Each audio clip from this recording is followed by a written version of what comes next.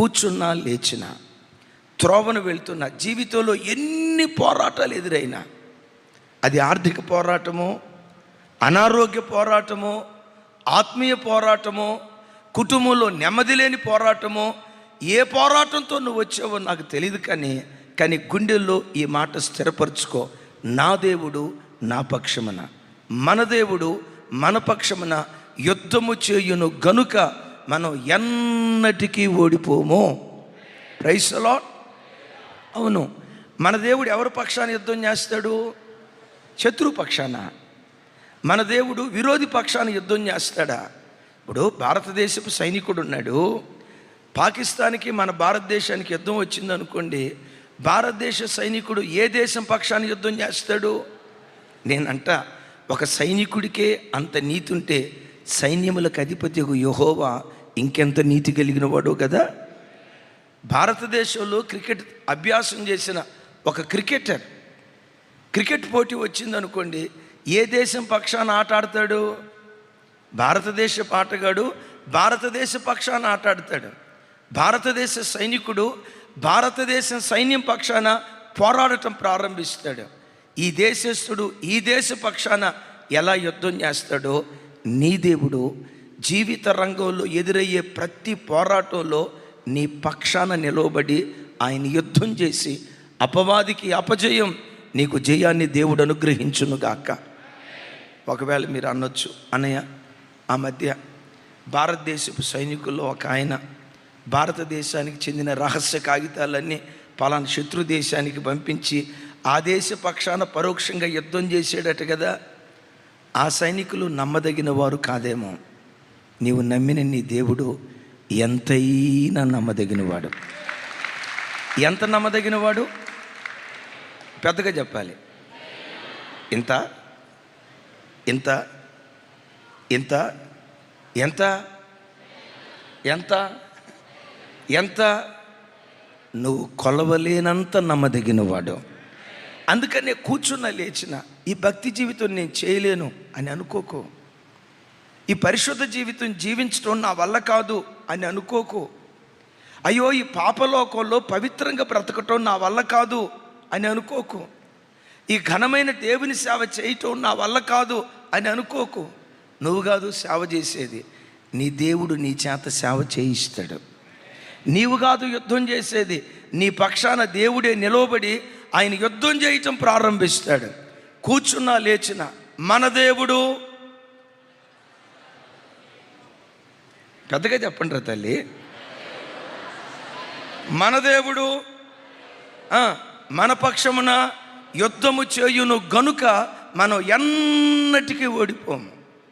ఎప్పుడైనా భర్త నిరాశతో నిస్పృహతతో ఇక మనం గెలవలేమేమో, మన బ్రతుకులో జయమనేది సుదూర తీరాలకు వెళ్ళిపోయిందేమో, విజయంతో దేవుని సన్నిధిలో నిలవబట్టం తూర్పు నుండి పడమటికి ఎంత దూరమో విజయం మనకంత దూరం అయిపోయింది అని కృంగిని స్థితిలో ఒకవేళ నీ భర్తే ఉంటే, ఒకవేళ నీ భార్య ఉంటే, ఒకవేళ నీ కడుపున పుట్టిన బిడ్డలే, ఈ చదువుల్లో నేను గెలవలేం, ఈ పవిత్రమైన జీవితంలో మేము గెలవలేం, ఓడిపోయాము అని కృంగిని స్థితిలో వాళ్ళు ఉంటే, అప్పుడు వాళ్ళ దగ్గరికి వెళ్ళి ఈ ట్యాబ్లెట్ ఏంటి ఆ ట్యాబ్లెట్ అను వాళ్ళతో, మన దేవుడు మన పక్షమున, రే నాన్న ఏడవకరా, అయ్యా కృంగిపోకు, అమ్మా దిగులు పడకో, వేదనతో కూర్చోకు, మన దేవుడు మన పక్షమున యుద్ధము చేయును గనుక అపవాది ఓడిపోతాడు, ఆయన పిల్లలైన మనం గెలుస్తాం. ఎందుకు? ఈయన ఎంతైనా నమ్మదగిన దేవుడు. నేను ఎప్పుడో చాలా సంవత్సరాల క్రితం ఈ అద్భుతమైన కథ విన్నా. సండే స్కూల్లో టీచర్ గారు పాఠం చెప్తా, యెహోవాకు అసాధ్యమైన కార్యం ఏదైనా కలదా అని అంటే కింద కూర్చున్న పిల్లలంతా అన్నారట, లేదు సార్, మన దేవుడైన యెహోవాకు అసాధ్యమైన కార్యం ఏది లేదు, ఆయన ఏదైనా చేయగలడు. కథ మొత్తం ఏమైనా చేయగలడు, కథ మొత్తం మార్చగలడు, యెహోవాకు అసాధ్యమైన కార్యం ఏది లేదు అని అంటూ ఉంటే ఒక పిల్లోడు లేచి అన్నాడట, మేడం మన దేవునికి శాతకాని 2 ఉన్నాయి మేడం, యెహోవాకు అసాధ్యమైన కార్యం ఏది లేదని మీరంటారు, నేననే మాట ఏంటంటే మన దేవునికి చేతగానివి 2 ఉన్నాయి. ఆ మాట అంటంతో టీచర్ గారికి బీపీ 190కి పోయిందంట. దేవునికి అసాధ్యమైందా? ఏంటో చెప్పు. ఆ పిల్లోడు లేచి అంటాడట, మేడం నంబర్ 1, మన దేవునికి పాపం చేయటం చేత కాదు మేడం అన్నాడట. వీడు చెప్పింది కూడా కరెక్టే కదా. రెండోది ఏంటో చెప్పరా అంటే, ఆయన నమ్మిన బిడ్డలను ఏనాడు చేయి విడవటం దేవునికి చేత కాదు. నీ శరణాగతున్నయ్యా, నేను నమ్ముకొని బ్రతుకుతున్నా, నువ్వు తప్ప నాకు ఇంకో దిక్కు లేదు, నీ మీద ఆధారపడి జీవిస్తున్నా అయ్యా. నాలాంటి భక్తులు నీకు కోట్ల కొలదున్నారేమో, కానీ నాకు మాత్రం నీ ఒక్కడివే దేవుడు. నా మాట మీకు అర్థమైందా? నాలాంటి భక్తులు, నేను కాకపోతే ఇంకొకడు నీకు దొరుకుతాడేమో. ఒకవేళ నేను కాదని వెళ్ళిపోయినా నాలాంటి వాళ్ళు కోట్ల మంది నీకు దొరుకుతారేమో. నా బ్రతుకులో నాకు మాత్రం నీ ఒక్కడివే నాకు దేవుడు అయ్యా. నిన్ను నమ్ముకొని నేను బ్రతుకుతున్నానయ్యా. నీ పాదాలు నేను విడిచిపెట్టనయ్యా అని ఆయన పాదాలు పట్టుకొని బ్రతుకు. అమ్మ నిన్ను విడిచిపెట్టిందేమో, నాన్న నిన్ను విడిచిపెట్టాడేమో, తోబుట్టువులు నిన్ను విడిచిపెట్టారేమో, నమ్మిన వాళ్ళే నట్టేట ముంచి అనాథలాగా నిన్ను విడిచిపెట్టి వెళ్ళిపోయారేమో. నీవు నమ్మిన నీ దేవుడు జీవితంలో నిన్నెన్నడూ విడవని దేవుడు. Praise the Lord. దావీదు భక్తుడు అంటాడు, ఈ దేవుడు సదాకాలమునకు దేవుడని ఓ మాట అంటాడు. మరణము వరకు ఆయన మనలను నడిపించును. ఎప్పటి వరకు? అది దావీదుకి ఇచ్చిన ప్రత్యక్షత. నేను కొత్త కీర్తన రాశా ఈ మధ్య, తెలుసా? నేనేమని అంటాను తెలుసా? ఈ దేవుడు మరణం తర్వాత కూడా నడిపిస్తాడు. మరణం వరకు నడిపించేవాడు మాత్రమే కాదు, మరణం తర్వాత కూడా ఈ దేవుడు నడిపిస్తాడు. ఏ పోరాటంతో నువ్వు వచ్చినా, ఏ పోరాటంతో నువ్వు కూర్చున్నా, ఏ శ్రమల బంధకాల్లో చిక్కబడి ఈరోజు ఆరాధనకు వచ్చిన గుండెల్లో నుండి మన దేవుడు మన పక్షమున యుద్ధము చేయును గనుక మనం ఓడిపోము. అయితే దైవజనమ, మన దేవుడు మన పక్షాన యుద్ధం చేయాలంటే మీరైనా నేనైనా చేయాల్సిన 3 దివ్యమైన కార్యక్రమాలు ఉన్నాయి. దేవుడు మన పక్షాన యుద్ధం చేయాలంటే ఈ 3 కార్యక్రమాలు చేయి జీవితంలో ఓటమి అనేది ఎరుగకుండా, ఒకవేళ ఓడిపోయే పరిస్థితి వచ్చినా ఆ ఓటమిని అపజయాన్ని కూడా దేవుడు జయంగా మార్చును గాక. ఏంటి మనం చేయాల్సింది? ఇంకోసారి ఆ వచనం చూద్దాం, చూడండి. 19:20 నాతో కలిసి. అప్పుడు నేను ప్రధానులతోనూ అధికారులతోనూ మిగిలిన వారితోనూ ఇట్లాంటిని, పని మిక్కిలి గొప్పది, పని మిక్కిలి గొప్పది. ఇంకోసారి చెప్పండి, పని. ఇంతకీ వాళ్ళు చేస్తున్న పని ఏంటో? పడిపోయిన ప్రాకారాలను, పడిపోయిన గోడలను తిరిగి కట్టడం ప్రారంభించారు.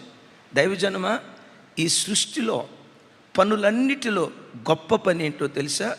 పడిపోయిన నీ కుటుంబాన్ని తిరిగి కట్టుకోవటానికి మించిన పడిపోయిన నీ కుటుంబాన్ని తిరిగి కట్టుకోవటానికి మించిన గొప్ప పని ఈ సృష్టిలో మరొకటి ఏదీ లేదు. ఏది గొప్ప పని? ఒకవేళ నీ ఆధ్యాత్మిక జీవితం పాపంలో పడిపోతే, అపవిత్రతలో పడిపోతే, విశ్వాసంలో పడిపోతే, నీతి విలువల్లో దేవుని కొరకు బ్రతికే విషయంలో పడిపోతే, పడిపోయిన నీ కుటుంబాన్ని, నా ఇంట్లో ఈ నీతి లేదయ్యా, ఈ పవిత్రత లేదు, ప్రార్థనా జీవితంలో నా కుటుంబం పడిపోయింది, భక్తి జీవితంలో నా కుటుంబం పడిపోయిందని పడిపోయిన నీ కుటుంబాన్ని తిరిగి కట్టుకోవటం నువ్వు ప్రారంభిస్తే, కట్టుకోవటం నీ పని, నీ పక్షాన యుద్ధం చేయటం దేవుని పని. అంటే దేవుడు ఎవరి పక్షాన యుద్ధం చేస్తాడు? కట్టుకోవటం ఎవరైతే ప్రారంభిస్తారో. ఎలా కట్టుకోవాలి? దుర్నీతితో కాదు. ఎలా కట్టుకోవాలి? పాపంతో కాదు. ఎలా కట్టుకోవాలి? నామకార్థ జీవితంతో కాదు. ఎలా కట్టుకోవాలి? భక్తిహీనతతో కాదు. ఏ వ్యక్తి అయితే తన బ్రతుకులో తన కుటుంబాన్ని భక్తితో కట్టుకోవటం ప్రారంభిస్తాడో, కట్టబడే వారి పక్షాన దేవుడు యుద్ధం చేయటం ప్రారంభిస్తాడు. గమనించండి, ఈ సృష్టిలో ఎన్నో జాతుల ప్రజలు ఉన్నారు కదా. అమెరికా నుండి న్యూజిలాండ్ వరకు అనేక మతాలు, అనేక జాతులు, అనేక దేశాలు ఉన్నాయి. ఈ భూమి మీద బ్రతుకుతున్న దేశాలన్నిటిలో ఎక్కువ శాతం యుద్ధాలు అనుభవించిన జాతి ఏదో తెలుసా? యోధా జాతి. హైందవ జాతి మీద వచ్చిన యుద్ధాల కంటే, మహమ్మదీయ జాతి మీద వచ్చిన యుద్ధాల కంటే, చైనీయుల మీద వచ్చిన యుద్ధాల కంటే ప్రపంచంలో ఎక్కువ పోరాటాలు, ఎక్కువ యుద్ధాలు అనుభవించిన జాతి యోధా జాతి. కానీ విచిత్రం ఏంటో తెలుసా? ఎన్ని యుద్ధాలు వచ్చాయో ఆ యుద్ధాలన్నిటిలో ఎక్కువ విజయాలు పొందిన జాతి కూడా యోధా జాతి. విన్నారు ఈ మాట? ఎక్కువ పోరాటాలు అనుభవించిన జాతి యోధా జాతే. టిల్ డేట్ ఎప్పటికీ కూడా చుట్టూత శత్రు దేశాలు ఏ క్షణం ఏమవుతుందో మానవ దృష్టిలో సమాజం బిక్కుబిక్కుమంటూ బ్రతుకుతూ ఉంటే, యూదులు మాత్రం నిర్భయంగా బ్రతుకుతారు. ఎందుకో తెలుసా? వారి దేవుడు వారి పక్షాన యుద్ధాలు చేస్తూ ఉన్నాడు. మరి ఇన్ని పోరాటాలు ఎదురైనా ఎందుకు ఆ దేశం నిలవబడింది? యోధా జాతికి మూల పురుషుడు. ఒకసారి నా వైపు చూసి సమాధానం చెప్పండి. యోధా జాతి అంతటికి మూల పురుషుడు ఎవరు? ఇజ్రాయేలు జాతికి మూల పురుషుడు ఎవరు? యేసుక్రీస్తు ప్రభువా. టకమని చెప్పండి ఏదో ఒకటి. యోధా జాతి అంతటికి మూల పురుషుడు ఎవరు? టకమని చెప్పాలి. చూస్తే ఇద్దరు పేర్లు చెప్పాలి. Number 1 Abraham. అబ్రహాం తర్వాత యాకోబును మూల పురుషుడిగా చెప్పొచ్చు. భక్తుడైన అబ్రహాం తన కుటుంబాన్ని ఎలా కట్టుకున్నాడు చూడండి ఆ మాటలు.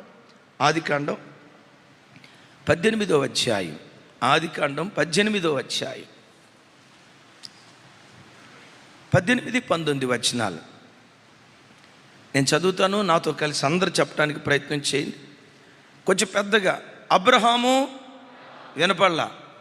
లైవ్ చూస్తున్న బిడ్డలు కూడా నిశ్చయముగా బలము గల గొప్ప జనమగును, అతని మూలముగా భూమిలోని సమస్త జనములు ఆశీర్వదించబడును.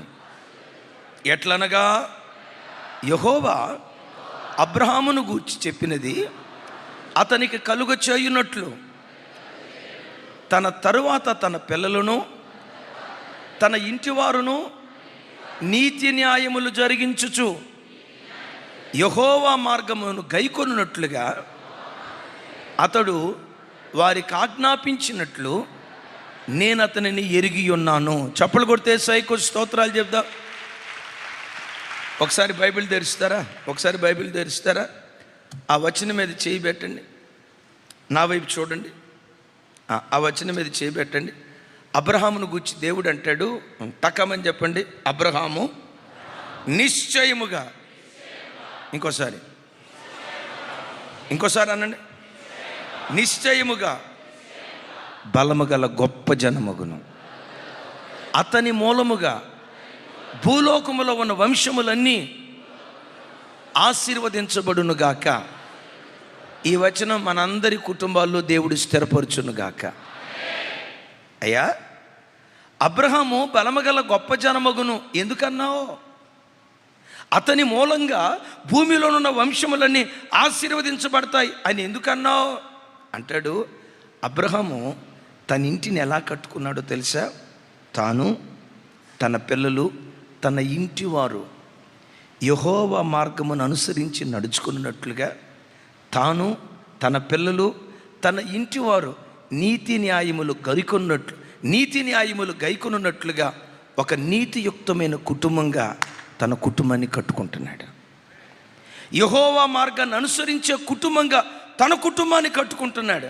అంటే ఒక భక్తి కలిగిన కుటుంబంగా తన కుటుంబాన్ని కట్టుకుంటున్నాడు గనుక అబ్రహాము పక్షాన, అబ్రహాము సంతాన పక్షాన నేను నిలవబడి వారి పక్షాన నేను యుద్ధాలు చేస్తాను. అయ్యా, అమ్మా, దేవుడు నీకు ఇచ్చిన ఇంటిని ఒక నీతి కలిగిన ఇంటిగా కట్టుకో, న్యాయం కలిగిన ఇంటిగా కట్టుకో. ఒకసారి నీ ఇంటిని చూసి, నా పిల్లలు పవిత్రంగా బ్రతుకుతున్నారా లేదా?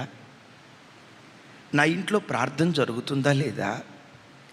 భక్తి కలిగిన క్రైస్తవ కుటుంబానికి తగినట్లుగా నా కుటుంబం ఉందా లేదా?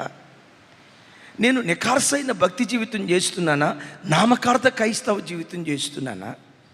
నా ఇల్లు దేవుని ప్రమాణంలో, నా వైపు చూడాలి, నా ఇల్లు దేవుని ప్రమాణంలో ఒక ఖచ్చితమైన భక్తి కలిగిన కుటుంబంగా ఉందా? దారి తప్పిన కుటుంబంగా ఉందా ఆలోచించినప్పుడు, నీ ఇంట్లో పవిత్రత లేకపోతే పిల్లల్ని కూర్చోబెట్టి, రే నాన్న, మనం ఆరాధించే దేవుడు పరిశుద్ధుడురా, ఆయన పాపిని క్షమిస్తాడేమో కానీ పాపాన్ని సహించలేడురా, వద్దు, ఈ పాప జీవితం మనకొద్దు అని ఆ లోపాన్ని దిద్దుబాటు చేసుకొని, ఒకవేళ మీ ఇల్లు భక్తి కలిగిందే కానీ ఇంట్లో కుటుంబ ప్రార్థన లేదు, మన ఇంట్లో ప్రార్థనా జీవితం కొదువైపోతే కూర్చోబెట్టి, నాన్న మన ఇంటిని ఒక ప్రార్థన కలిగిన కుటుంబంగా, దేవుని సన్నిధిలో విజ్ఞాపన చేసే కుటుంబంగా, ఒక ఆధ్యాత్మిక కుటుంబంగా కట్టుకోవటం ప్రారంభించు. బలము కలిగిన గొప్ప జనముగా నీ సంతతిని దేవుడు దీవించడం ప్రారంభిస్తాడు. నీ కుటుంబంలో భవిష్యత్తులో ఎన్ని యుద్ధాలు ఎదురైనా, ఎన్ని పోరాటాలు నీ పిల్లలకు ఎదురైనా, యూదుల పక్షాన దేవుడు పోరాడుతున్నట్లుగానే మన దేవుడు పెద్దగా మన దేవుడు మన పిల్లల పక్షమున ఆయన యుద్ధాలు చేయునుగాక. మన ఇంటికి మన పిల్లలకు ఏవి నేర్పాలి, మన ఇంటిని ఎలా కట్టుకోవాలి? నీతి తప్పిన కుటుంబాలుగా కాదు, న్యాయం తప్పిన కుటుంబాలుగా కాదు, నీతి న్యాయాలు కలిగిన కుటుంబాలుగా. రోజు 4వ తరగతి చదివే పాప, చిన్న అమ్మాయి, స్కూల్ నుంచి ఇంటికి వచ్చింది. తనతో పాటు తన స్నేహితులంతా, అంటే చిన్నపిల్లలంతా ఆ స్కూల్ నుంచి వచ్చి ఈ పాప వాళ్ళ ఇంట్లో ఉండి, ఆ రోజంతా క్లాస్ రూమ్లో ఏం జరిగిందో వాటిని గూర్చి వ్యంగ్యంగా మాట్లాడుకుంటూ నవ్వుకుంటున్నారట.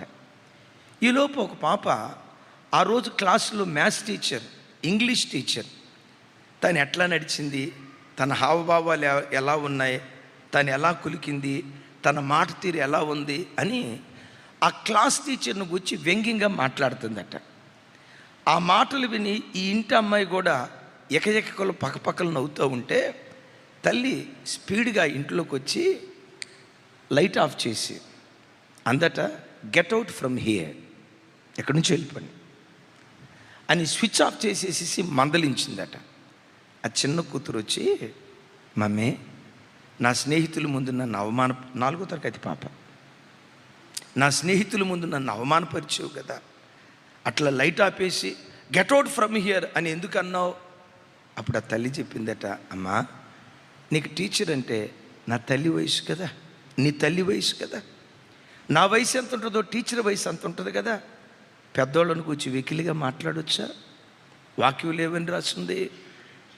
తల వెంట్రుకలు నరిసిన వాని ఎదుట లేచి వాని ముఖమును ఘనపరుచుటే యెహోవాకు భయపడుట అని బైబిల్లో రాస్తుంది కదా. పెద్దలను సన్మానించమని లేఖనాల్లో రాస్తుంది కదా. అలాంటి వెకిలి మాటలు మాట్లాడకూడదురా, పెద్దోళ్ళను గూర్చి వ్యంగ్యంగా మాట్లాడకూడదురా, ఆ పెద్ద తలకాయని మనం గౌరవించాలరా అని ఆ తల్లి ఆ చిన్న బిడ్డకు నీతి మాటలు చెప్పిందట. కొంతమంది తల్లులైతే, ఆహా, ఇంగ్లీష్ టీచర్ అట్లా నడిచిందా, మ్యాథ్స్ టీచర్ అట్లా మాట్లాడిందా అని పిల్లల అపహాస్యంలో ఏకీభవిస్తారు. కానీ తల్లి ఏం చేసిందో తెలుసా? తన పిల్లలకు నీతి న్యాయాలు నేర్పుతూ తన పిల్లలను పెంచింది. ఆ చిన్నమ్మాయే పెరిగి పెద్దదై ప్రపంచ దేశాలకు మదర్ తెరీసాగా అవతరించింది. ఆ తల్లిని అడిగారు, అమ్మా, ఇంత ఓర్పు, ఇంత సహనం, ఇంత ప్రేమ, ఇంత మంచితనం నీకు ఎక్కడి నుంచి వచ్చింది? ఏ ఇన్స్టిట్యూషన్ నీకు నేర్పింది? ఏ స్కూల్ నేర్పింది? ఏ కాలేజీ నేర్పింది? నీకు ఈ నీతి విలువలు నేర్పిన ఇన్స్టిట్యూషన్ ఏది? ఆ తల్లి కన్నీళ్ళు విడుస్తా ఓ మాట అందట, నా తల్లి ఒడే నాకు ఈ సంస్కారాన్ని నేర్పింది. బడిలో ఈ సంస్కారం నేను నేర్చుకోవాలా, బడి నేర్పింది చదువు, సంస్కారం నేర్పింది నా తల్లి ఒడి. ఆ తల్లి ఎంత సంస్కారవంతురాలో తెలుసా? కలకత్తాలో ఎన్నో అనాథాశ్రమాలు నడిపిస్తూ విరాళాలు సేకరించేది. అయ్యా, ఇట్లా పలానా అనాథాశ్రమం నడిపిస్తున్నాం, దేవుడు మిమ్మల్ని ఏమైనా ప్రేరేపిస్తే సహాయం చేయండి అని ఆయా ప్రాంతాలకు వెళ్ళి అడుగుతూ ఉండేది. ఓ రోజు ఒక స్థలానికి వెళ్ళింది. అతడు మతోన్మాది. వెళ్ళి, బాబు, అనాథాశ్రమం, కుష్ఠవ్యాధిగ్రస్తుల ఆశ్రమం, వెధవరాండ్ర ఆశ్రమం నేను నడిపిస్తున్నా, ఒకవేళ దేవుడు మిమ్మల్ని ఏమైనా ప్రేరేపిస్తే కొంచెం చెయ్యూతనివ్వండి అయ్యా అని. నా వైపు చూడాలి, చెయ్యి ఇట్లా అందట. చెయ్యి ఇట్లా అనేసరికి వాడు ఏం చేశాడో తెలుసా? ఆ చెయ్యి మీద ఫూ అని ఊసాడట. ఫూ అని ఊసాడట. ఆ తల్లి ఏం చేసిందో తెలుసా? ఈ చెయ్యి ఇట్ట వెనక లాక్కొని ఈ ఉమ్మి నాకు, మరి పిల్లలకి ఏమిస్తావో ఇయ్యని రెండో చెయ్యి చాపిందట. విన్నారా? థూ అని ఊసావు, రైట్. ఈ అవమానం నాకు, ఈ నింద నాకు, ఈ తిరస్కారం నాకు, ఈ ఎగతాళి నాకు, ఈ ఉమ్మి నాకు. అనాథ బిడ్డలకి ఏమిస్తావో, విధవరాలకి ఏమిస్తావో, కుష్ఠవ్యాధిగ్రస్తులకు ఏవైనా సహాయం చేయగలిగితే ఇదిగో సహాయం చేయని రెండో చేయి చాపిందట. ఆ కరుడుగట్టినోడు ఆ తల్లి ఓర్పు చూసి అక్కడికక్కడే యేసుక్రీస్తును స్వరక్షకునికి అంగీకరించాడట. ఆమేన్. ఆ తల్లిని అడిగారు, అమ్మా ఇంత ఓర్పు ఏ స్కూల్ నీకు నేర్పింది? బడి చదువు నేర్పితే నా తల్లి ఒడి ఈ సంస్కారం నేర్పింది. అమ్మా కూర్చొని నేను మరలా చెప్తున్నాను, నీ కుటుంబాన్ని ఒక పవిత్రమైన కుటుంబంగా కట్టుకోవటం ప్రారంభించు. ఓ భక్తి కలిగిన కుటుంబంగా కట్టుకోవటం ప్రారంభించు. దేవుని త్రాసులో నికార్సైన క్రైస్తవ కుటుంబంగా కట్టుకోవటం ప్రారంభించు. ఏ లోపం నీ ఇంటిలో ఉందో, ఏ లోపం నీలో ఉందో, ఏ లోపం సంఘంలో ఉందో, ఏ లోపం నీ పిల్లల్లో ఉందో, ఏ లోపం నీ వ్యక్తిగత జీవితంలో ఉందో, ఆ లోపాన్ని సరిచేసుకుంటూ కట్టుకోవటం ప్రారంభించు. అగైన్ మన దేవుడు మన పక్షమున యుద్ధము చేస్తాడు. హల్లెలూయా. సరే, యోధా జాతికి మూల పురుషుడు అబ్రహాం అయితే, అబ్రహాము తర్వాత ఎవరని చెప్పాను? యాకోబు జీవితంలో ఆదికాండం 34వ అధ్యాయానికి వచ్చేసరికి భయంకరమైన కలవరాలు. ఏంటో ఆ కలవరం తెలుసా? కుమార్తె చేర్పబడింది. షెకెము రాజు వల్ల దేన అపవిత్రురాలైపోయి చెరపబడిందన్న సంగతి లేవి షిమియోనులు తెలుసుకొని షెకెము పట్టణానికి వెళ్ళి మగవారిని అందరినీ చంపి నరహంతకులుగా మారిపోయారు. కుమార్తె చెరపబడింది, కొడుకులు నరహంతకులు అయ్యారు. నేనంట, ఒక తండ్రికి తల్లికి ఇంతకు మించిన గాయం ఇంకోటి ఏదైనా ఉందా? యవన కుమార్తె చెరపబడింది, కన్యత్వాన్ని కోల్పోయింది, కడుపును పుట్టిన కొడుకులు నరహంతకులు అయిపోయారు. యాకోబు బట్టలు చింపుకొని షెకెము ప్రాంతంలో పిచ్చోడు ఏడ్చినట్టు ఏడుస్తున్నాడు. అప్పుడు దేవుడు ప్రత్యక్షమై, యాకోబా, నీ పిల్లలు దారి తప్పి బ్రతకటాన్ని బట్టి నీ గుండెలు బ్రద్దలైపోయాయా? మనం ఆరాధించే దేవుడు ఎప్పుడు ఆప్షన్ ఏ ఫెయిల్ అయితే ఆప్షన్ బి ఎప్పుడు సిద్ధంగా ఉంచుతాడు. నీ ఫెయిల్యూర్ ఎప్పుడు ఫెయిల్యూర్ కాదు. దేవుడు ఎప్పుడు ప్రతి మనిషికి సెకండ్ ఇన్నింగ్స్ ఆడటానికి అవకాశం ఇస్తాడు. హల్లెలూయా. ఫస్ట్ ఇన్నింగ్స్లో తక్కువ స్కోర్ కొట్టావు, ఎదురోడు ఎక్కువ స్కోర్ కొట్టాడు, ఇక నేను ఓడిపోయాను అని అనుకోవటానికి వీల్లేదు. దేవుడు ఎప్పుడు ఆయన పిల్లలకు సెకండ్ ఇన్నింగ్స్ అవకాశం ఇస్తాడు. సెకండ్ ఇన్నింగ్స్ మాత్రం బాగా ఆడాలా. ఒకళ్ళు కూడా ఆమె చెప్ప, నా మాట అర్థం కాలేదా? సెకండ్ ఇన్నింగ్స్ మాత్రం చక్కగా సద్వినియోగం చేసుకోవాలా. యాకోబా ఫెయిల్ అయిపోయావా? అవునయ్యా. ఇదిగో నేను నీతో చెప్తున్నా, నీ శ్రమ దినాన్ని నీతో మాట్లాడి నీ బేతేలులో ఆ బేతేలుకు నువ్వు వెళ్ళటం ప్రారంభించు. వెళ్ళేటప్పుడు ఎలా వెళ్తావో తెలుసా? నీ ఇంటిలో ఉన్న అన్ని దేవతా విగ్రహాలను పారవేసి, మైల బట్టలను పారవేసి, నీ చెవులుకున్న పోగులను పారవేసి నీ ఇంటిని దేవుని ఇంటిగా కట్టుకోవటం ప్రారంభించు అన్నాడు. దేవుని ఇల్లుగా తన ఇంటిని కట్టుకోవటం ప్రారంభించాడు. విచిత్రం, షెకెము ప్రాంతంలో యాకోబు అన్యుడు, పరాయివాడు.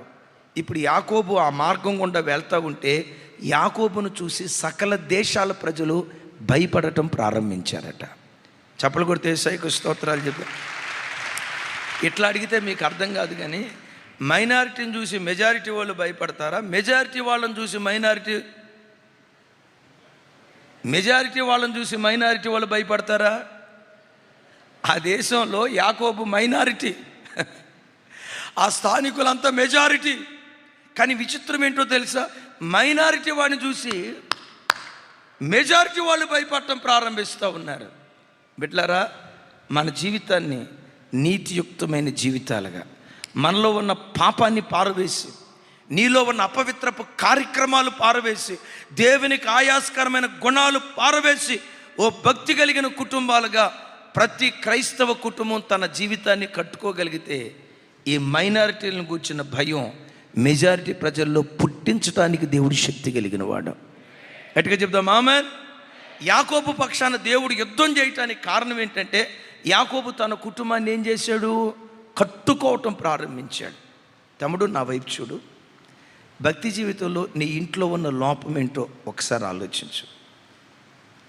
దేవుడు నీ పక్షాన యుద్ధం చేయకుండా ఉండటానికి నీ కుటుంబంలో ఉన్న కొదువేంటో ఒకసారి ఆలోచించు. ఈ వాక్యం వింటుండగా పదే పదే, దేవా నా ఇంటిని ఒక నీతి కలిగిన ఇంటిగా కట్టుకుంటానయ్యా, పవిత్రమైన ఇంటిగా కట్టుకుంటానయ్యా, ప్రార్థన కలిగిన ఇల్లుగా కట్టుకుంటానయ్యా, నికార్సైన భక్తి జీవితం చేసే కుటుంబంగా నా కుటుంబాన్ని కట్టుకుంటానయ్యా అని నువ్వు కట్టుకోవటం ప్రారంభిస్తే ఎలా కట్టుకోవాలో తెలుసా? సాక్షాత్తు బేతేలులాగా దేవుని ఇంటిలాగా నా ఇంటిని కట్టుకో. నీ దేవుడు నీ పక్షాన యుద్ధం చెయ్యునుగాక. చప్పలు కొడితే సైకు స్తోత్రాలు చెప్దాం. రెండవ మాట అక్కడ అంటాడు, 19వ వచనం, 4వ అధ్యాయం 19వ వచనం. కట్టబడే చోట దేవుడు యుద్ధం చేస్తాడు. రెండవది 19వ వచనం, నాతో కలిసి చెప్పండి. పని మిక్కిలి గొప్పది. ఇంకోసారి చెప్పండి. మిక్కిలి గొప్పది. మనము గోడ మీద ఒకరికొకరము చాలా ఎడముగా ఉన్నాం. అందరు ఎక్కడున్నారు? గోడ కట్టే పనిలోనే ఉన్నారు. ఒకే పనిలో, కానీ ఒకరికొకరు ఎలా ఉన్నారట? చాలా ఎడంగా ఉన్నారు. మన పక్షాన దేవుడు యుద్ధం చేయనట్లుగా మనం ఎడంగా ఉండకూడదు. మనం కలిసి బ్రతుకుదాం. కలిసి ఉండే చోట దేవుడు యుద్ధం చేయటం ప్రారంభిస్తాడు. కట్టబడే చోట దేవుడు యుద్ధం చేస్తాడు. రెండవది, కలిసి ఉండే చోట దేవుడు యుద్ధం చేయటం ప్రారంభిస్తాడు. ఆ గోడ కట్టే పనిలో ఒకసారి నా వైపు చూడండి. ఆ గోడ కట్టే పనిలో చాలామంది ఉన్నారు, కానీ ఒకరికొకరికి ఏముందట? నేనంట అక్కడ ఎడంగా ఉంది, శరీరాలు కాదు. ఏమి ఎడంగా ఉండి ఉండొచ్చు? మనస్సులు ఎడంగా ఉన్నాయి. మన దేవుడు మన పక్షాన యుద్ధం చేయాలంటే మన మధ్యలో ఎడమ ఉండకూడదు. మనం కలుద్దాం, మనం ఐక్యమైపోదాం, మన మనసులో కలవనిద్దాం. అలా మనం కలిస్తే మన దేవుడు మన పక్షాన మన దేవుడు మన పక్షాన యుద్ధం చేస్తాడు. అమ్మా, ఒకసారి మిమ్మల్ని అడుగుతా, మన దేవుడు మన పక్షాన యుద్ధం చేయాలంటే ఒకే చోట గోడ కడుతున్నారు, కానీ ఒకరి మనసులో ఒకరికి కలవట్లా. మీ భార్యాభర్తలు ఒకే ఇంట్లో ఉంటున్నారు. మిమ్మల్ని అడుగుతా, మీ హృదయాలు కలుస్తున్నాయా? ఒకే ఇంట్లో బ్రతుకుతున్నారు మీరు పిల్లలు. మీ మనసు మీ పిల్లల మనసు కలుస్తుందా? ఒకే కప్పు కింద బ్రతుకుతున్నారు, ఒకే కంచంలో తింటున్నారు, ఒకే మంచంలో పండుకుంటున్నారు. ఇవన్నీ బాగానే ఉన్నాయి. నేను అంటున్నాను, దైవజనులు ఎడ్వర్డ్ విలియమ్స్ గారు అంటారు, మనస్సులు కలవకుండా శరీరాలు కలిస్తే అది కూడా ఒక వ్యభిచారం లాంటిది అంటాడు. అంటే కుటుంబంలో భార్యాభర్తల శరీరాలు కాదు కలవాల్సింది. ఏం కలవాలి? ఆది నుంచి శత్రువు పన్నాగం ఏంటో తెలుసా? విడగొట్టటం. ఆదాములను విడగొట్టలేదా? 12 గోత్రాలుగా కలిసి ఉన్న ఇశ్రాయేలీయులను 2గా విభజించి, యోధా గోత్రం ఒకవైపు, తతిమ 10 గోత్రాలు ఇంకొక వైపు చీలిపోయేటట్టు చేయలేదా? సాతాను కుట్రెప్పుడు కుటుంబాలను చెలగొట్టాలి, సంసారాలను చెలగొట్టాలి. చెట్టుకొకరు పుట్టకొకరు అన్నట్లుగా తల్లికి కూతురుకు పడకుండా, భార్యకు భర్తకు పడకుండా, తండ్రికి కొడుకు పడకుండా, తోటి విశ్వాసులకు పడకుండా, శావకులకు పడకుండా, శావకులకు విశ్వాసులకు పడకుండా సైతానుగాడి ప్రయత్నం ఎప్పుడు విడగొట్టటమే. దైవజన్మ, వాడు విడగొట్టాలని ప్రయత్నం చేసే పరంపరలో, అమ్మో నేను నా భార్య విడిపోకూడదు, మేము కలిసి బ్రతకాలి ప్రభు కొరకు. నేను నా తల్లిదండ్రులు విడిపోకూడదు, మేము కలిసి బ్రతకాలి. ఇంత గొప్ప దివ్యమైన సంఘాన్ని విడిచిపెట్టి మేము దూరంగా బ్రతకటమా? నో, మేము కలిసి బ్రతకాలి. కలిసి బ్రతకటం ప్రారంభించండి. మనసులు కలిసేటట్లుగా దేవుని సన్నిధిలో బ్రతకండి. మన దేవుడు మన పక్షమున యుద్ధం చేయటం ప్రారంభించును గాక. గట్టిగా చెప్దాం ఆమేన్. మన దేవుడు మన పక్షాన యుద్ధం చేయాలంటే మీరు బాగా ఎరుగుదురు కదా, ఎక్కడ ఇద్దరు ముగ్గురు కూడి, అదేదో పెద్దగా చెప్పాలరా తల్లి, నా నామములో ప్రార్థిస్తారు కాదు, అక్కడ ఏమని రాసి ఉంటుంది, నా నామములో ఏకీభవించి ప్రార్థిస్తారో వారి మధ్యలో నేను ఉంటాను. నా చేతులెత్తి దీవిస్తున్నా, మీ దేవుడు మీ మధ్యలోకి దిగివచ్చును గాక. గగనమును చీల్చుకొని దేవుడు మన మధ్యలోకి దిగివచ్చును గాక, మన కుటుంబాల్లోనికి దిగివచ్చును గాక. లైవ్ చూస్తున్న ప్రజలారా, ఏ దేశంలో ఉండి మీరు లైవ్ చూస్తున్నారో దేవుని ప్రతినిధిగా చెప్తున్నాను. మీ ఇంట్లో మీ భార్యాభర్తల మనసు కలిస్తే, మీరు ఐక్యంగా బ్రతకగలిగితే, మీరు వెళ్తున్న సంఘాలలో సేవకులతో మీ మనసు కలిసి ఐక్యంగా బ్రతకటం ప్రారంభిస్తే, ఐక్యత ఉన్న చోటకి దేవుడు దిగి వస్తాడు. దేవుడు దిగి వస్తాడు. దేవుడే దిగి వచ్చాడు అనుకో. నా బైబిల్ ఇచ్చే మ్యాథమెటిక్స్ క్యాలిక్యులేషన్ ఏంటో తెలుసా? ఒకడు 1000 మందిని తరిమితే ఇద్దరు 10,000 మందిని తరవటం ప్రారంభిస్తారు. మ్యాథమెటికల్ క్యాలిక్యులేషన్ ఏంటి? ఒకడు 1000 మందిని తరిమితే ఇద్దరు 10,000. ఎవరురా లెక్కలు వచ్చిన మనిషే? మ్యాథమెటికల్ క్యాలిక్యులేషన్ ఏంటి? ఒక్కడు 1000 మందిని తరిమితే ఇద్దరు 2,000 మందిని తరుముతారు. బిబిలికల్ క్యాలిక్యులేషన్ ఏంటో తెలుసా? ఒక్కడు 1000 మందిని తరిమితే ఇద్దరు కలిస్తే 10,000 మందిని తరిమే శక్తివంతులుగా వాళ్ళు మార్చబడతారు. ఆ రెండో వాడు ఎవరో తెలుసా? నువ్వు ఒక్కడివి. భర్త మనసుతో నీ మనసు కలుస్తుంది, భార్య మనసుతో నీ మనసు కలుస్తుంది, తల్లిదండ్రుల మనసుతో నీ మనసు కలుస్తుంది, సేవకుల మనసుతో నీ మనసు కలుస్తుంది, తోటి విశ్వాసులతో నీ మనసు కలుస్తుంది. అలాంటి ఒక్కడుంటే ఆ చోటకి దేవుడు దిగొస్తాడు. దేవుడు దిగొచ్చాడా, నీ లోపల శక్తి 10 అంతలు రెట్టింపు అవటానికి దేవుడు కృప చూపిస్తాడు. 10 అంతలు రెట్టింపు అవటానికి దేవుడు కృప చూపిస్తాడు. నిజమా? ఐక్యత ఉన్న చోటకి దేవుడు దిగొస్తాడా? అపోస్తుల కార్యం 2వ అధ్యాయం 1వ వచనం చూడండి.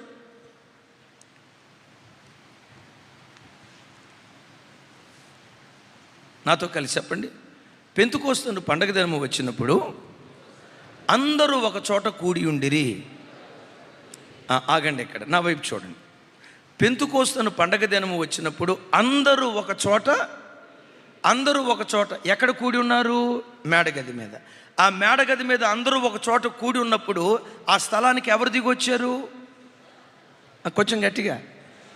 ఆ కూడి ఉన్న స్థలంలో ఎలాంటి స్థితిలో కూడి ఉన్నారు? అక్కడ రాసి ఉంటుంది, వారు ఏక మనస్సుతో ఎడతెగక ప్రార్థన చేయుచుండిరి. ఏ మనస్సుతో? కొంచెం గట్టిగా. నేను ఎప్పుడు చెప్తా, నా వైపు చూడండి. ఏ మనస్సుతో? ఏక మనస్సుతో 120 మంది మేడగది మీద ఉన్నారు. శరీరాలు లెక్కేస్తే 120, మనసు మాత్రం ఒక్కటే.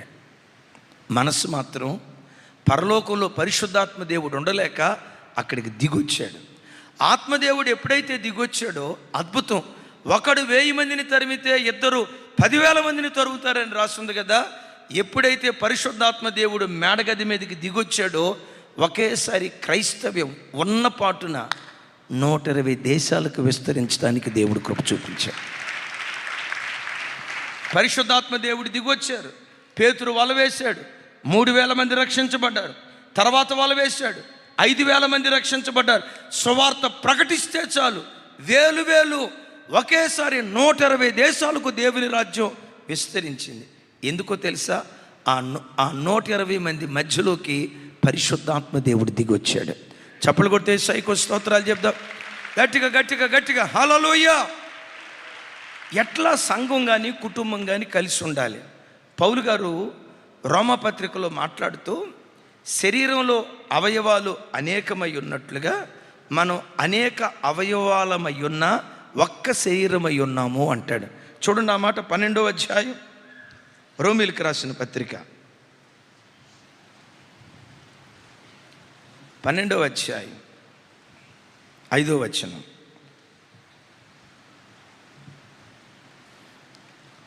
రైట్, నాతో కలిసి చెప్పండి. అలాగే అనేకులమైన మనము క్రీస్తులో ఒక్క శరీరముగా ఉండి, మనమందరం ఎన్ని శరీరాలు?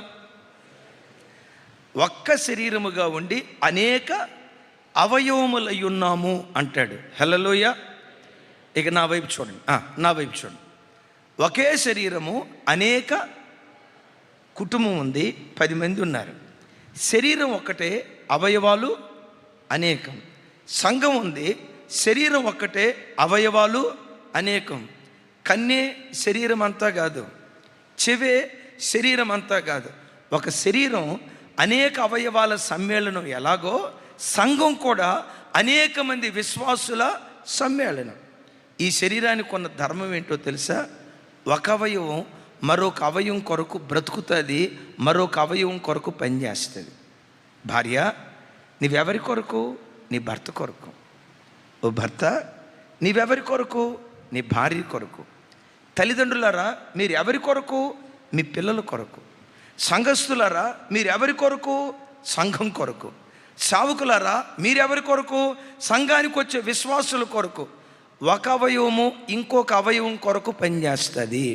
ఏ అవయవం తన కొరకు తాను బ్రతకదు, మరొక అవయవం కొరకు పనిచేస్తుంది. కుడి చేయి ఉంది, కుడి చేయి తనకు తాను స్నానం చేయించుకుంటుందా? కుడి చేయి ఎడం చేతికి స్నానం చేస్తుందా? ఏమంత సీరియస్గా చూస్తున్నారండి? ఒకసారి ట్రై చేయండి. ఈ కుడి చేయి అనుకోండి, చూద్దాం. ఇక ఎట్లా అనుకుంటా ఉంటే నరసాపూర్ అడవులకి వెళ్ళినప్పుడు కనపడుతుంది ఒకటి. ఏ చెప్పండి? కోతి. ఈ చెయ్యి తనకు తాను స్నానం చేయించుకోదు. ఈ కుడి చేయి ఎడం చేయి కొరకు, ఎడం చెయ్యి కుడి చేయి కొరకు. ఓ భార్య, తల్లి, నువ్వు కుడి చేయి అయితే ఈ కుడి చేయి అనే భార్య భర్త కొరకు, ఈ ఎడం చేయి అనే భర్త కుడి చేయిగా పిలువబడుతున్న భార్య కొరకు. తల్లిదండ్రులారా, మీరు మీ కొరకు కాదు, మీ పిల్లల కొరకు. విశ్వాసులారా, మీరు మీ కొరకు కాదు, మీరు సంఘం కొరకు.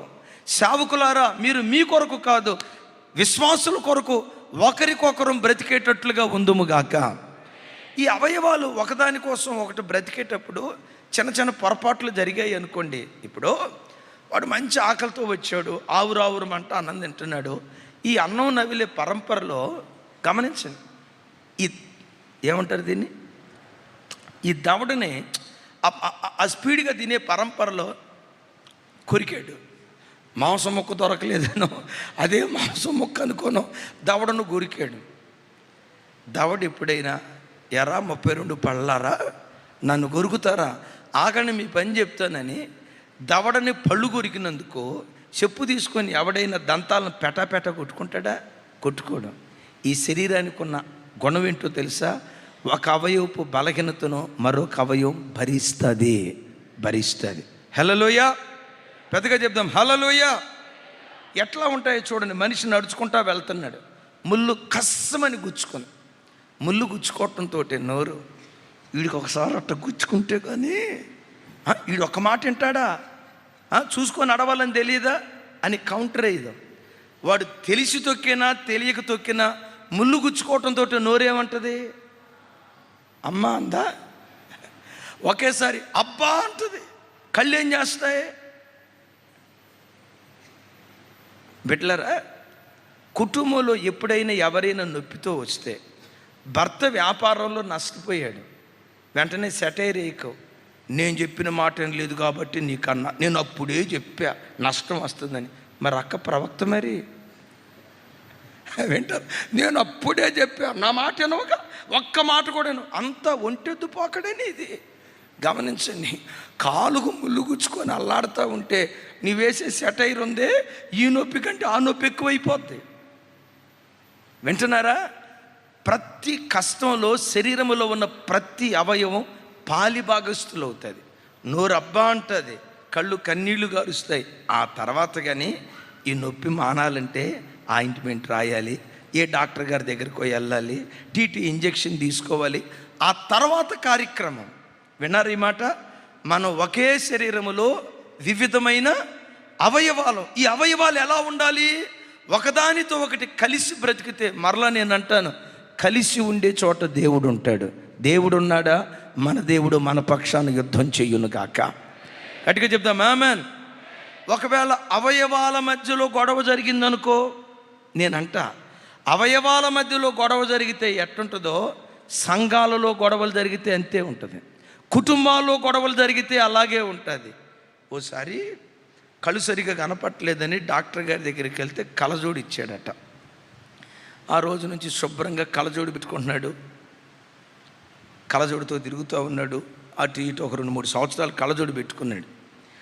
ఒకరోజు అద్దం ముందు నిలబడి కళ్ళజోడు తీసి ముఖం ఇట్లా దూచుకుంటూ ఉంటే ఈ ముక్కు మీద 2 మచ్చలు కనపడ్డాయి అంట. ఏ మచ్చలు? ఆ మచ్చలు కళ్ళజోడు పెట్టుకోవటాన్ని బట్టి మచ్చలు కనపడ్డాయంట. ముక్కు అందట, కళ్ళ నీకు చూపించటానికి నీ కళ్ళజోడు నా ముక్కు మీద పెడతావా? నా ముక్కు మీద నీ కళ్ళజోడు పెట్టడాన్ని బట్టి నా ముక్కు గ్లామర్ అంతా పాడైపోయింది. ఏం పాడైపోయింది? నా గ్లామర్ అంతా పాడైపోయింది. తీ కళ్ళజోడు. నీకు సూపు కావాల్సి వచ్చి నా ముక్కు అందాన్ని పాడు చేస్తావా? నా ముక్కు మీద పెడితే ఊరుకోను. ముక్కు అందట, కళ్ళు అన్నయ్యట, నోటి ద్వారా అన్నయ్యట. పిచ్చి మొఖమా, చూపు నాకే కాదే సర్వ శరీరానికి. ఈ చూపు లేకపోతే పాడైపోద్ది. నాకు అధిక ప్రసంగాలంటే అస్సలు ఇష్టం ఉండదు. నీ కళ్ళజోడు పెట్టడాన్ని బట్టి నా గ్లామర్ పాడైపోయింది. తీస్తావా లేదా? తీస్తే నీకే ప్రమాదం అని ముక్కుతో అంటదట. ప్రమాదం ఉంటే ఉందే, నా గ్లామర్ పాడైపోయింది, తీసే కళ్ళజోడు అందట. మొత్తానికి ఆ రాత్రి పండుకునేటప్పుడు కళ్ళజోడు తీసిన తర్వాత మధ్యరాత్రి ఏదో వాష్రూమ్కి వెళ్ళాల్సి వచ్చి లేస్తే కళ్ళు సరిగా కనపట్టలేదట. వెంటనే కళ్ళజోడు పెట్టుకొని వెళ్దామని కళ్ళజోడు కోసం ప్రయత్నం చేస్తే ముక్కందంట, స్టాప్ దేర్. అస్సలు పొరపాటు నువ్వు కళ్ళజోడు పెట్టుకోవద్దు. నువ్వు కళ్ళజోడు పెట్టుకొని ఆ బరువు అంతా నా ముక్కు మీద వేసి నాకు చెప్పండి పాడైపోయిందా? నా గ్లామర్ అంతా పాడైపోయింది. నువ్వేమైపోయినా నాకు పర్వాలా, నా ముక్కు మీద మాత్రం పెట్టొద్దు. సరే నువ్వు వద్దంటున్నావు కదా, నేను కళ్ళజోడే పెట్టుకోనని ఆ సెకట్లో తచ్చాడతా దబేలుమని గోడ కొట్టుకున్నాడట. తగలటం ముక్కుందే చింతకాయ పచ్చడి అయిపోయిందట. అప్పుడు ముక్కు అంటదట, కళ్ళ అర్జెంటుగా కళ్ళజోడు పట్టుకో అంటే నెవర్, నేను పెట్టుకోను. విన్నారా? కుటుంబం కానీ సంఘం కానీ ఎంత ఐక్యంగా ఉంటుందో, కలిసి ఉండే చోట పరిశుద్ధాత్మ దేవుడు అక్కడ కదిలాడటం ప్రారంభిస్తాడు. కలిసి ఉండే చోట దేవుడు పని చేయటం ప్రారంభిస్తాడు. మీ అన్నగా నా చేతులెత్తి దండం పెట్టి చెప్తున్నాను, తమ్ముడు, నీ భార్యతో నీకు సమాధానం లేదా? ఇంటికి వెళ్ళిన తర్వాత ఆ భార్యను హత్తుకో. అమ్మా, మనకి మనం ఎడంగా ఉండొద్దు. ప్రభు పిలిచి ఆ రోజు వచ్చే వరకు ఏక శరీరంగా బ్రతుకుదాం. తల్లిదండ్రులతో మీ మనసు కలవట్లేదా? తల్లిదండ్రులకు వేరుగా బ్రతకాలనుకుంటున్నారా? ఒకే సంఘంలో ఉంటూ ఒకరికొకరు ఎడంగా బ్రతుకుతున్నారా? నా చేతులెత్తి దండం పెట్టి చెప్తున్నా, మనం కలిసి బ్రతికితే, కలిసి ఉండటం మన పని, మన పక్షాన యుద్ధం చేయటం పెద్దగా కలిసి ఉండటం మన పని, మన పక్షాన యుద్ధం చేయటం దేవుని పని. నంబర్ 1, కట్టబడే చోట దేవుడు యుద్ధం చేస్తాడు. నంబర్ 2, కలిసి ఉండే చోట దేవుడు యుద్ధం చేస్తాడు. 3వ మాట, కదిలే చోట దేవుడు యుద్ధం చేస్తాడు. కదిలే చోట. చూడండి ఆ మాట మరొకసారి చదువుకుందాం. 20వ వచనం నాతో కలిసి, గనుక ఏ స్థలములో మీకు బాకానాదము వినబడునో అక్కడికి మా దగ్గరికి రండి. బాకానాదం వినబడినప్పుడు మీరు మన దగ్గరకు వచ్చారా, మన దేవుడు మన పక్షాన యుద్ధం చేస్తాడు. చప్పలు కొడితే సైకో స్తోత్రాలు చెప్దాం. రైట్. పాత నిబంధన గ్రంథంలో బోరలు వెండి బోరలు ఉండేవి. దాన్ని హిబ్రూలో షఫేర్ అని పిలుస్తారు. ఆ తర్వాత పొట్టేలు కొమ్ముతో తయారు చేయబడిన బోరలు యూదులు వాడారు. 4 సందర్భాలలో 4 రకాలైన ధ్వనుల ద్వారా ఆ బోరలు ఊదుతూ ఉండేవాళ్ళు. నంబర్ 1, ప్రజలను సమకూర్చడానికి బోరలు ఊదేవాళ్ళు. నంబర్ 2, ప్రయాణంలో సాగిపోవటానికి ఓ రకమైన శబ్దంతో బోరలు ఊదేవాళ్ళు. నంబర్ 3, సమరానికి యుద్ధం చేయటానికి ఓ రకమైన బోరలు ఊదేవాళ్ళు. నంబర్ 4, దేవుని సన్నిధికి సమాజంగా కూడుకోవటానికి బోరలు ఊదేవాళ్ళు. 4 సందర్భాల్లో షాఫేర్ యూదులు ఊదుతారు టిల్ డేట్, ఎప్పటికీ కూడా. నంబర్ 1, సమకూర్చబడటానికి. నంబర్ 2, సాగిపోవటానికి. నంబర్ 3, సమరం అంటే పెద్దగా యుద్ధానికి. నంబర్ 4, సన్నిధికి కూడి వచ్చటానికి, సమాజంగా కూడుకోవటానికి 4 సందర్భాలలో బోరలు ఊదేవాళ్ళు. 4 సందర్భాల్లో బోరలు ఊదేవాళ్ళు. దైవజనమా, బోరలు ఊదేటప్పుడు సమకూడండి. సమకూడేరా? యుద్ధానికి మన ప్రయాణంలో సాగిపోదాం. బోరలు ఊదినప్పుడు సాగిపోవటం ప్రారంభించారా? యుద్ధం చేద్దాం రండి, యుద్ధాన్ని ప్రారంభించారా? అయ్యా దేవుని సన్నిధిలో కూడుకుందాం రండి అని ఆహ్వానించినప్పుడు ప్రజలు ఆ బోర శబ్దం విని కూడుకోవటానికి వచ్చారా? కదిలే స్థలాలలో దేవుడు యుద్ధం చేయటం ప్రారంభిస్తాడు. పెద్దగా చెప్దాం ఆమేన్. మీతో ఒక మాట అంట. పాత నిబంధనలో బోర ధ్వని ద్వారా ప్రజలతో మాట్లాడేవాడు. ఈ క్రొత్త నిబంధన కాలంలో వాక్యం ద్వారా దేవుడు నీతో మాట్లాడతాడు. పరిశుద్ధాత్మ ద్వారా దేవుడు నీతో మాట్లాడతాడు. అగైన్ దైవ సేవకులను మరుగుపరిచి దైవ సేవకుల ద్వారా దేవుడు నీతో మాట్లాడతాడు. అవును, వాక్యం ద్వారా దేవుడు నీతో మాట్లాడటం బోర ఊదటం. పరిశుద్ధాత్మ ద్వారా దేవుడు బోర ఊదుతాడు. దైవ సేవకులను బోరగా వాడుకొని దైవ సేవకుల ద్వారా దేవుడు నీతో మాట్లాడతాడు. మాట్లాడేటప్పుడు దేవుడు బోర ఊదినప్పుడు అంటాడు, తమ్ముడు నువ్వు బ్రతుకుతున్న స్థలం త్రాగుబోతు స్థలం విడిచిపెట్టిరా. నువ్వు బ్రతుకుతున్న స్థలం వివాదాలతో కూడుకున్న స్థలం విడిచిపెట్టిరా. నువ్వు బ్రతుకుతున్న అనుభవాలు దేవునికి ఆయాస్కరమైన అనుభవాలు విడిచిపెట్టిరా అని దేవుడు బోర ఊదినప్పుడు ఎవరైతే దేవుని స్వరం విని వెంటనే కదలటం ప్రారంభిస్తారో కదిలే వ్యక్తుల పక్షాన దేవుడు యుద్ధం చేయటం ప్రారంభిస్తాడు. పెద్దగా చెప్దాం ఆమేన్. అబ్రహాము సంతానం పక్షాన దేవుడు యుద్ధం చేయటానికి కారణం ఏంటో తెలుసా? అబ్రహాము దేవుని స్వరం విన్నాడంటే చాలు కదులుతూ ఉండేవాడు. అబ్రహమా, మెసొపొతామియాని విడిచిపెట్టి నేను చూపించబోయే దేశానికి బయలుదేరు. చెప్పిన వెంటనే కదిలాడు. అబ్రహమా, 99 సంవత్సరాల వయసులో సున్నతి చేయించుకో అన్నాడు. బైబిల్లో రాయబడిన మాట, దేవుడు తనతో మాట్లాడిన ఆ దినమందే సున్నతి చేయించుకున్నాడు. రైట్. ఆల్మోస్ట్ 13 సంవత్సరాలకు పైగా హాగరుతో కాపురం చేశాడు. వాళ్ళ కాపురం మూలంగా ఒక కొడుకు పుట్టాడు. ఏం పేరు? దేవుడు అబ్రహాముతో వచ్చి అంటాడు, అబ్రహమా, దాసి కుమారుణ్ణి నీ ఇంట్లో నుంచి వెళ్ళగొట్టు. బోరధ్వని దేవుడు వినిపించాడు. అయ్యా 13 సంవత్సరాల బంధం అయ్యా, నా భార్యగా చూసుకున్నానయ్యా, మా జ్ఞాపకంగా ఒక కొడుకు పుట్టాడయ్యా, ఎట్లా నేను విడిచిపెట్టగలను? ఎలా నేను విడిచిపెట్టగలను?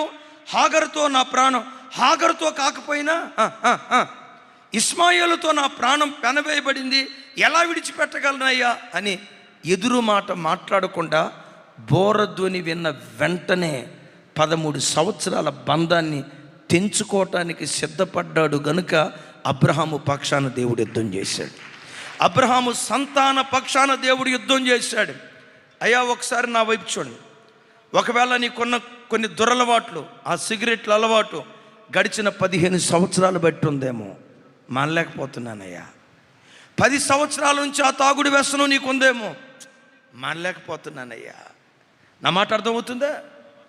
గడిచిన కొన్ని సంవత్సరాల నుంచి ఎవరితోనో అక్రమంగా బ్రతుకుతున్నావేమో, అక్రమ సంబంధాల్లో మునిగి తేలిన అనుభవం నీకుందేమో. అది 20 సంవత్సరాల బంధమో, 15 సంవత్సరాల బంధమో, 10 సంవత్సరాల బంధమో, నా దేవుడు అంటాడు, ఈరోజు నేను నీతో మాట్లాడుతూ ఉండగా ఆ బంధాన్ని నువ్వు తెంచుకోగలిగితే, ఆ వ్యసనం నుంచి నువ్వు విడుదల పొందగలిగితే, నీతో మాట్లాడుతున్నప్పుడే ఎవరిని పెట్టలేరా?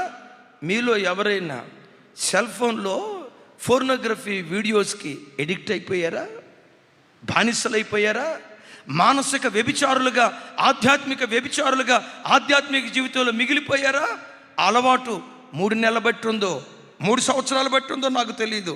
ఈరోజు నా ప్రభు అంటాడు, దానితో ఉన్న అపవిత్రపు బంధం ఈరోజు నువ్వు తెంచుకోగలిగితే, అపవిత్రపు బానిసత్వాన్ని తెంచుకొని నీ కొరకు నేను బ్రతుకుతానయ్యని నువ్వు దేవుని వైపు నువ్వు తిరగగలిగితే, మన దేవుడు మన పక్షమున యుద్ధం చేయటం ప్రారంభించును కాక.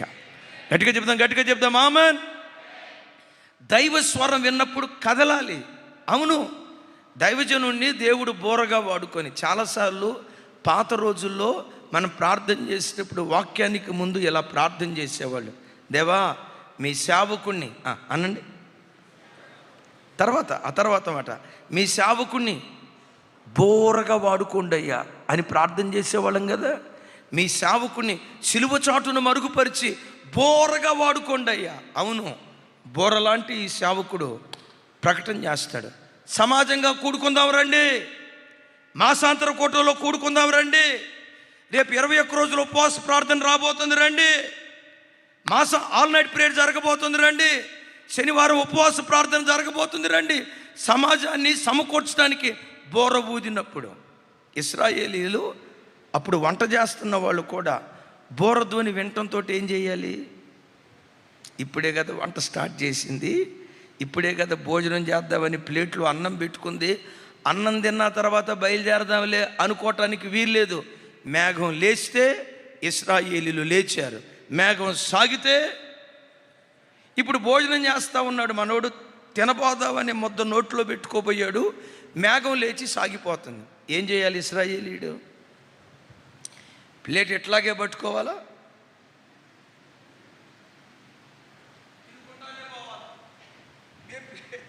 ప్లేట్లో పెట్టుకుంది ఇప్పుడేగా, ఆయనకు తొందర అయితే మాకు తొందర ఉంటుందా ఏంటి? పోతే ఆయన నేను ఇక్కడే ఉంటాను అని అనుకోవటానికి వీల్లేదు. మేఘం లేస్తే, మేఘం సాగితే, మేఘం ఆగితే వీళ్ళ ఆలోచన అంటూ ఏమీ లేదు. మేఘం యొక్క నడిపింపుకు వాళ్ళు అప్పగించుకోవాలి. భయంకరమైన పోరాటం. యెహోషాపాతు బోరధ్వని వినిపించాడు. భయంకరమైన శత్రువులు మన చుట్టూతో ఉన్నారు. రేపు పలానా చోట మనమందరం ఉపవసించి ప్రార్థన చేద్దాం రండి. బోరధ్వని వినిపించాడు యాజకుడి ద్వారా. ఏం జరిగిందో చూడండి. దినవృత్తాంతాల 2వ గ్రంథం 20వ అధ్యాయం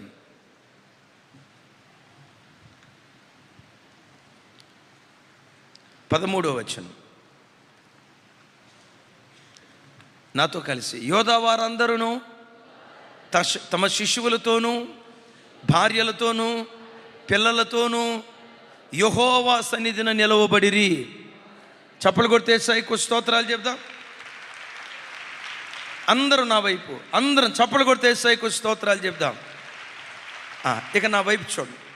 యెహోషాపాతు ఆ రాజ్యంలో ఎదురయ్యే యుద్ధాలను బట్టి దేశంలో బోర ఊదాడు. ఏమని?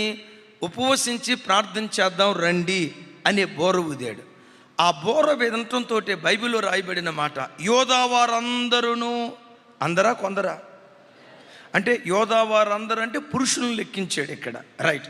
యోధా వారందరూ తమ శిశువులతోనూ తమ భార్యలతోనూ తన పిల్లలతోనూ యెహోవా సన్నిధికి ఉపవాసంతో వచ్చారట. ఎవరెవరు వచ్చారు చెప్పండి? యోధావారు వచ్చారు, శిశువులు వచ్చారు, భార్యలు వచ్చారు, పిల్లలు వచ్చారు. ఎందుకు పిల్లల్ని, భార్యల్ని, శిశువుల్ని వాళ్ళందరినీ తీసుకొచ్చారు తెలుసా? బోరధ్వని దేవుడు వినిపించిన తర్వాత మనం దేవుని సన్నిధికి వెళ్ళి ప్రార్థన చేద్దాం. దేవుడు మా ప్రార్థన వింటాడు. ఒకవేళ మా ప్రార్థన దాటేస్తే మా భార్యల ప్రార్థన వింటాడు. ఒకవేళ మా భార్యల ప్రార్థన దాటేస్తే పిల్లల ప్రార్థన వింటాడు. ఒకవేళ పిల్లల ప్రార్థన దాటేసిన ఈ పసికందుల ప్రార్థన తప్పకుండా దేవుడు ఆలకిస్తాడు. ఈ పసికందులు మొరపెట్టే మొర తప్పకుండా ఆలకిస్తాడని అందరూ సమాజంగా కూడుకొని దేవుని సన్నిధికి వచ్చారు. ఎప్పుడైతే బోరధ్వని విని సమకూర్చబడి ఉపవసించి ప్రార్థన చేస్తున్నారో అప్పుడు ప్రవక్త లేచి అంటాడు, యోధావారులారా, యెరూషలేము కాపస్తులారా, శత్రువులకు మీరు భయపడకండి, యుద్ధం చేయాల్సిన అవసరం లేదు, దేవుడే మన పక్షాన యుద్ధం చేయబోతున్నాడు. Praise the Lord. నాతో కలిసి చెప్పండి, యోధావారులారా, యెరూషలేము కాపస్తులారా, యెహోషాపాతు రాజా, మీరందరూ ఆలకించుడి. సైన్యములకు అధిపతికి యెహోవా సెలవిచ్చున్నదేమనగా, ఈ గొప్ప సైన్యమునకు మీరు భయపడకుడి, జడియకుడి, ఈ యుద్ధము మీరు కాదు, దేవుడే జరిగించును, దేవుడే జరిగించును. ఈ వాక్యం వింటున్న అయ్యలారా, నా వైపు చూడండి. గొప్ప యుద్ధాలు నీ చుట్టూతో ఉన్నాయా? గొప్ప గొప్ప సమస్యలు నీ ఇంటి చుట్టూతో ఉన్నాయా? మీతో అంట ప్రతి అరుణోదయపు దినం లేచి ప్రార్థన చేసుకోవటం ప్రారంభించండి. బోరుదుకోండి. రే నాయనా, మీరు డ్యూటీకి వెళ్ళిన సాయంత్రం 7 ఇంటికి వచ్చేసేయండి. సాయంత్రం 7 నుంచి 7:30 వరకు, 7:30 నుంచి 8 వరకు కుటుంబ ప్రార్థన చేసుకుందాం. ప్రతి రాత్రి కుటుంబంగా దేవుని సన్నిధిలో మనం కనపడదాం. కుటుంబంగా దేవుని సన్నిధిలో మన కుటుంబాన్ని దేవుని సన్నిధిలో కనపరుచుకుందాం. బోరవద్దండి, సమకూడండి. ప్రతిరోజు సాయంత్రం కుటుంబ ప్రార్థన చేసుకోండి. ఎన్ని గొప్ప యుద్ధాలు మీ చుట్టూతో ఉన్న యుద్ధం మీరు కాదు, దేవుడే మీ పక్షాన యుద్ధం చేయటం ప్రారంభించును గాక. ఆ మాట చూపించు తమ్ముడు. ఏమంటాడు? యుద్ధము మీరు కాదు, యుద్ధము మీరు కాదు, దేవుడే జరిగించును. ఎవరు జరిగిస్తారు? యుద్ధం మీరు కాదు. ఇంకోసారి చెప్పండి. ఈ వాక్యం వింటున్న మీలో మీ ఎదుటున్న పోరాటాలను చూసి భయపడకండి. మీ ఎదుటున్న సమస్యలను చూసి భయపడకండి. ఒకవేళ ఆ సమస్యలు మీ శక్తికి మించినవైనా, మీ సామర్థ్యానికి మించినవైనా, మీ జ్ఞానానికి మించినవైనా, మీ బలానికి మించినవైనా, మీకున్న ఆర్థిక వనరులకు మించినవైనా, మీ చుట్టూతో ఆవరించిన సైన్యం ఎంత బలమైనదైనా, ఎంత భయంకరమైనదైనా, యుద్ధం నీవు కాదు, నీ దేవుడే నీ పక్షాన యుద్ధం జరిగిస్తాడు. మన దేవుడు మరోసారి, మన దేవుడు మన పక్షాన యుద్ధం చేస్తాడు. మన పక్షాన యుద్ధం చేయనట్లుగా నంబర్ 1 కట్టబడదాం. నంబర్ 2 కలిసి బ్రతుకుదాం. నంబర్ 3 దేవుని వాక్యానికి స్పందించి కదిలేవారిగా మనం జీవించుదాం. కదలటం మన పని, యుద్ధం చేయటం దేవుని పని. ఇప్పుడు కట్టేటప్పుడు ఏమన్నాడు? యుద్ధం మనం కాదు, దేవుడే చేస్తాడు, దీన్ని కడదామన్నాడు. వాళ్ళ పక్షాన యుద్ధం చేసిన దేవుడు ఆ గోడ కట్టబడే విషయంలో వీళ్ళు సఫలమయ్యారా విఫలమయ్యారా, ఈ ఒక్క మాట చదువుకొని ఇక ప్రార్థన చేసుకుందాం. నెహెమ్యా గ్రంథం 6వ అధ్యాయం 15-16 వచనాలు. అందరూ పెద్దగా చెప్పండి. ఈ ప్రకారముగా ఏలూలు మాసము, ఏలూరు కాదు, ఏలూరు కాదు, అందరూ పెద్దగా చెప్పండి. ఏలూరు కాదు రే తమ్ముడా, ఏలూరు కాదు, పెద్దగా చెప్పండి. ఏలూలు మాసము 25వ దినమందు, అనగా 52 దినములకు ప్రాకారము కట్టుట సమాప్తమాయెను.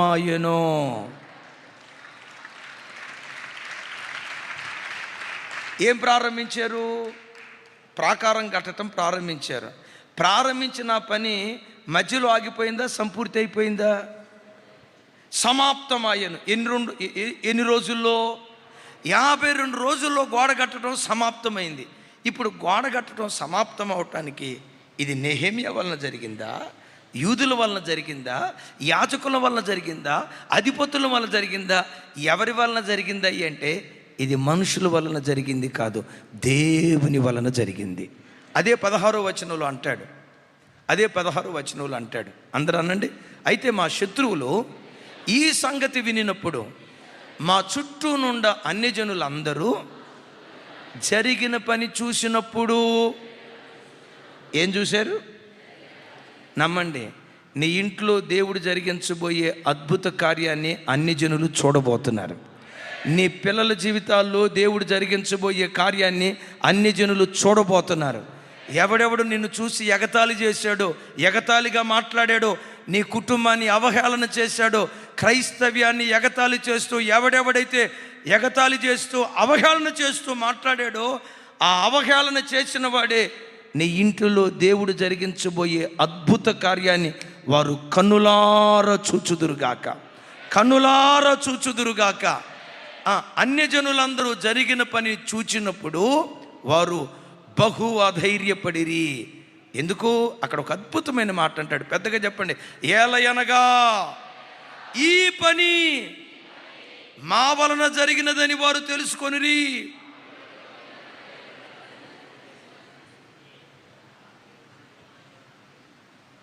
ఎవరి వలన జరిగిందని తెలుసుకున్నారు? ఈ పని. నమ్మండి, నీ ఇంటిలో జరగబోయే కార్యాన్ని అన్య ప్రజలు చూసి ఇది మనుషుల ప్రయత్నం వలన జరిగింది కాదు, వారి దేవుడే వారి పక్షాన యుద్ధం చేశాడు. వారి దేవుడే వారి పక్షాన తన బాహువును చాపాడు. వారి దేవుడే వాళ్ళ కుటుంబాన్ని నిలవబెట్టాడని నీ చుట్టూతో ఉన్న అన్య ప్రజలు, నీ ఇంటిలో, నీ వ్యాపారంలో, నీ ఉద్యోగ స్థలములో దేవుడు జరిగించబోయే భీకర కార్యాన్ని చూసి ఇక మనం కాదు, అన్య జనులే మాట్లాడుకొందురుగాక. వారి దేవుని వలన ఈ కార్యం జరిగింది. వారి దేవుడే వారి ఇంట్లో ఈ పని చేశాడు. ముగిస్తున్న నా వైపు చూడండి. గోడ కట్టే పని ప్రారంభంలో ఆగిపోయిందా, మధ్యలో ఆగిపోయిందా, సమాప్తమైందా? యేసయ్య కొరకు బ్రతుకుతానని యేసయ్య దగ్గరికి వచ్చావు కదా, నీ పరుగు పరలోకం చేరే వరకు చెయ్యి పట్టుకుని దేవుడు నిన్ను నడిపిస్తాడు. మధ్యలో ఆపడో. యుద్ధము యెహోవాదే, ఆయనే మన పక్షాన యుద్ధం చెయ్యునుగా.